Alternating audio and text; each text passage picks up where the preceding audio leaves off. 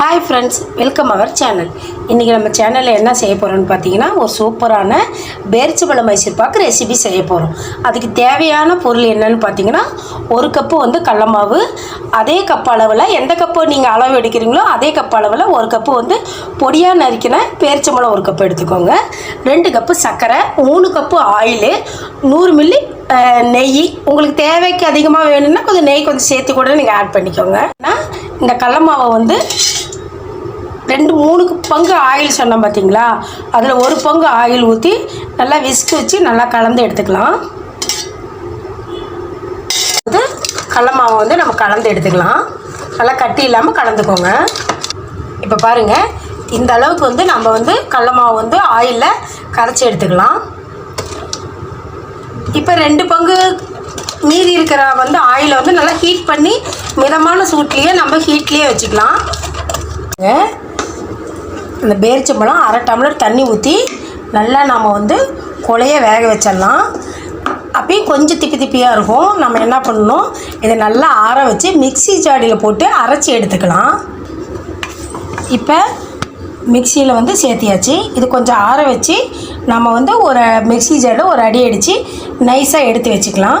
இப்போ வந்து அதே தவாவில் நான் வந்து சுகர் சேர்த்து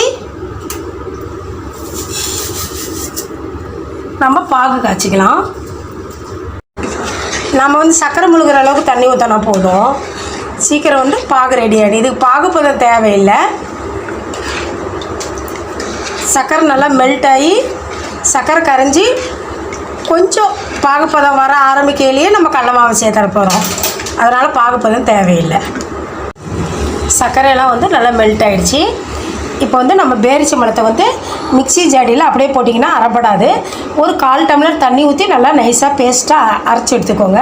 இதை வந்து நம்ம வந்து இந்த சர்க்கரை பாகில் சேர்க்க போகிறோம்.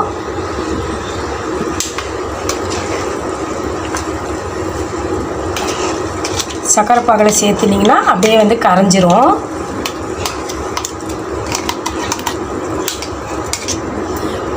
இப்போ இந்த பேரிச்சம்பழ பேஸ்ட்டை நம்ம சேர்த்தன வாட்டி நம்ம கடல மாவை வந்து இது கூட சேர்த்த போகிறோம்.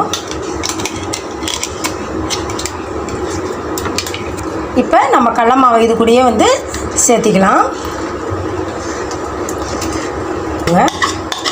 சேர்த்திக்கிட்டு நல்லா கட்டி விழாத நல்லா வந்து கலக்கிக்கலாம். ஏற்கனவே நம்ம கடல மாவு வந்து நம்ம விஸ்கி வச்சு நல்லா கட்டி இல்லாததான் கலந்து வச்சுருக்கோம். இது நீங்கள் வந்து மீடியம் ஃப்ளேம்லேயும் ஹை ஃப்ளேம்லேயும் வச்சு கொஞ்சம் கலந்துக்கோங்க. கொஞ்சம் திக்கானனுமே நம்ம மீடியம் ஃப்ளேமில் வச்சுக்கலாம். இதே நம்ம சேர்க்க ஆரம்பிக்கணும். 2 கரண்டியாக பார்த்திங்கன்னா திக்காகுது. இது டேஸ்ட்டு பார்த்திங்கன்னா ரொம்ப சூப்பராக இருக்கும். பேரிச்சம்பழம் சாப்பிடாதவங்களும் குழந்தைங்களுக்கெல்லாம் இது கொடுத்தீங்கன்னு வைங்க, ரொம்ப அயன் சத்தும் நிறைஞ்சது, டேஸ்ட்டும் ரொம்ப நல்லாயிருக்கும். இந்த மாதிரி ஸ்வீட் வந்து நீங்கள் தீபாவளிக்கு இந்த ஸ்வீட்டை வந்து செஞ்சு பாருங்கள் ஃப்ரெண்ட்ஸ். ரொம்ப டேஸ்ட்டு எம்மியாக இருக்கும்.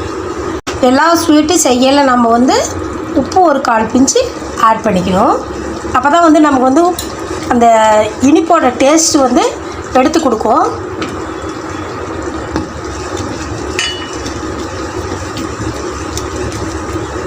இப்போ மறுபடியும் நம்ம வந்து ஆயில் சேர்த்துக்கலாம்.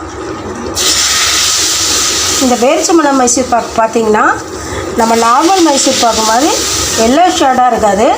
அப்படியே ஒரு கோல்டன் கலர் கலந்த மாதிரி ஒரு காஃபி ஷேடில் இருக்கும். டேஸ்ட்டும் நல்லாயிருக்கும். இப்போ பாருங்கள், நம்ம இது கூட வந்து நல்லா திக்காகிடுச்சு. இப்போ வந்து நெய் சேர்த்திக்கலாம். இப்போ இறக்க போகிறோம். பிளேட்டில் வந்து நீங்கள் எந்த பிளேட்டில் ஊற்றிங்களோ அந்த பிளேட்டில் வந்து கீ தடவி ரெடியாக வச்சுக்கோங்க. இது கரெக்டான பதம். இப்போ பார்த்தீங்கன்னா இப்போ எடுத்து ஊற்றையில் இப்படி நுர கட்டின மாதிரி இருக்கும். ஓகேங்களா? சுற்றிலும் பார்த்திங்களா ஊற்றின வந்து ஆயில் நெய்யெல்லாம் வந்து அப்படியே பிரிஞ்சு வருது. இப்போ வந்து ஒரு 2 நிமிஷம் இல்லை 1 நிமிஷம் நல்லா கலக்கி அப்படியே எடுத்து நம்ம ட்ரேயில் ஊற்றிடலாம்.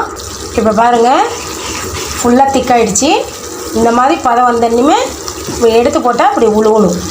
இப்போ வந்து நம்ம இந்த கடாயில் எதுவுமே ஒட்டலை, எடுத்து அப்படியே பிளேட்டுக்கு மாற்றிடலாம். இப்போ பாருங்கள், நம்ம எந்த பிளேட்டுக்கு ஊற்றுறோமோ அதில் ஊற்றிக்கலாம். இது வந்து ஃபுல்லாக 2 பிளேட்டுக்கு வருது. அதனால் ஃபுல்லாக இந்த பிளேட்லேயும் சின்ன பிளேட்லேயும் சேர்த்து ஊற்றி வச்சுட்டேன். இது கொஞ்சம் நல்லா ஆறட்டும். ஆறின வாட்டி நம்ம வந்து பீஸ் போட்டுக்கலாம்.